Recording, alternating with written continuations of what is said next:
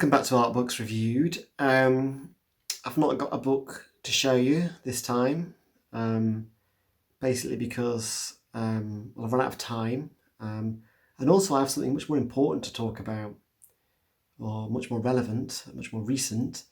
Last night my girlfriend stayed over here and we watched some Chicago PD like we normally do on the telly. We had some Prosecco, all was good. At this point, I think it's pertinent to add that my girlfriend has a real mouse rodent phobia, and I have a cat, and my cat tends to bring mice in fairly regularly. Anyway, we would go to sleep, and then I wake up at, 2 in the morning or something. I'm fast asleep, I'm deep asleep, but I hear this noise. It's like going, meow, meow. It's my cat. He's come in the cat flap, and he wants to chat, and that can only mean one thing. It means he's brought something in to show me. One meow is perhaps a hello, but if there's multiple meows, it's like I know what it is. It's happened so many times before. So I'm roused from this deep sleep and I'm thinking, oh no, he's got a mouse. So I clamber out of bed and I switch the light on. Sure enough, he's there. There's something in his jaws. He's kind of like swimming around on the carpet there. And he drops the mouse. I switch the light on so I can see the cat, which then wakes my girlfriend up. My girlfriend's actually deaf, so she didn't hear the cat. She didn't hear me cursing as he came in. All she sees is me cavorting around with the light on, looking really grumpy.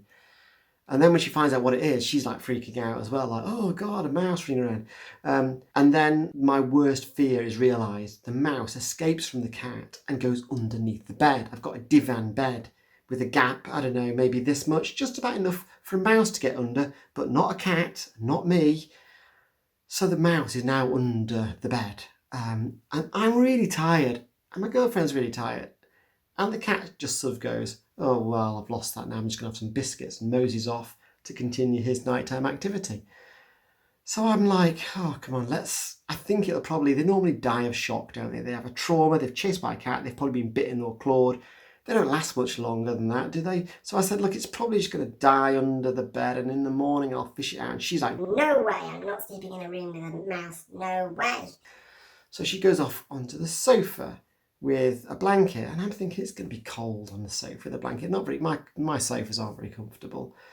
Also, I'm just a little bit not sure about sleeping in a room with a live mouse, lest it sort of scuttle across my face. So I say, let's go upstairs. There's a couple of rooms with a couple of single beds. Let's just go upstairs and sleep up there for tonight. And she's not that impressed with the suggestion, but we don't really have much other choice. So we do that. And then we go upstairs. We get in our single beds. We sleep the rest of the night, thankfully, actually. I leave the cat downstairs in the room with the mouse, just in case he fancies, finding it later and like killing it.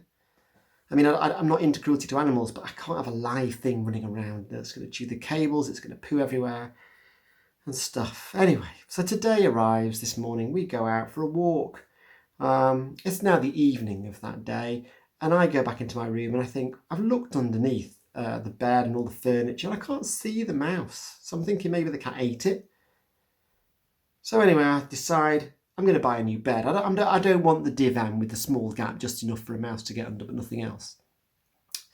So I'm going to buy a new bed. But I thought just before I do that, I'm going to take the wheels off the bottom of the divan, because that will then, with the wheel off, it'll lower it down to there and nothing will be able to get in. And I think I can do that whilst I wait for the new bed to arrive.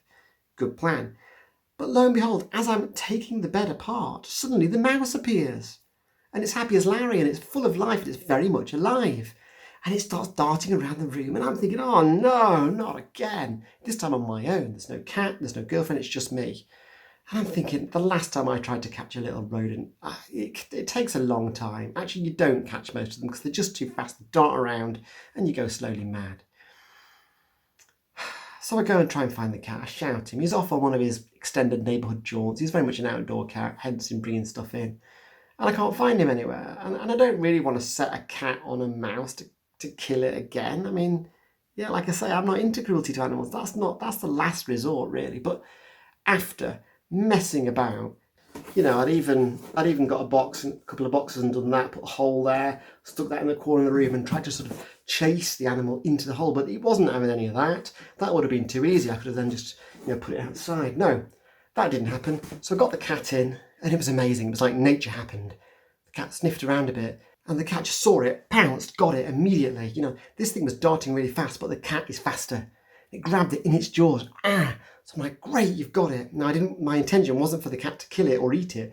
I just wanted him to grab it. So then I pick up the cat with the mouse in his jaws and I carry him to the front door and I put him down and the mouse starts to run off. And I grab the cat at that point. I'm dragging the cat back. The cat's wanting the mouse. It's got the bloodlust thing going on.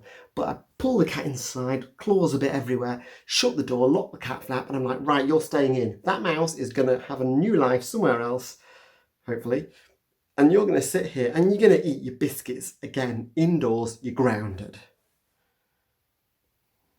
And as a result of all of that, there is no book to review. I was going to do some book reviews, but I've run out of time.